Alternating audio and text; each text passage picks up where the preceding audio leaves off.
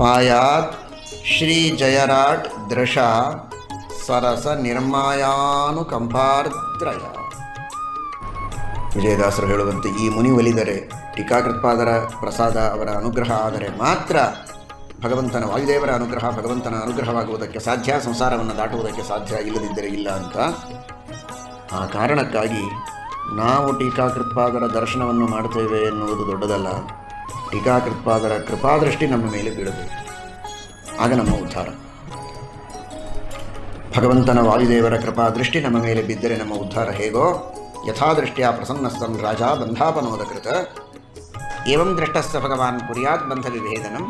ಅಂತಹ ಭಗವಂತನ ಪ್ರಸಾದವಾಗಬೇಕಾದರೆ, ವಾಯುದೇವರ ಅನುಗ್ರಹ ನಮ್ಮ ಮೇಲೆ ಆಗಬೇಕಾದರೆ ಟೀಕಾಕೃತ್ಪಾದರ ಕೃಪಾದೃಷ್ಟಿ ನಮ್ಮ ಮೇಲೆ ಇರಬೇಕು. ಅದಕ್ಕೆ ಸತ್ಯಪ್ರಿಯ ತೀರ್ಥರು ಪ್ರಾರ್ಥನೆ ಮಾಡ್ತಾರೆ, ಪಾಯಾತ್ ಶ್ರೀ ಜಯರಾಟ್ ದೃಶ ಸರಸ ನಿರ್ಮಾಯಾನುಕಂಪಾರ್ದ್ರಯ.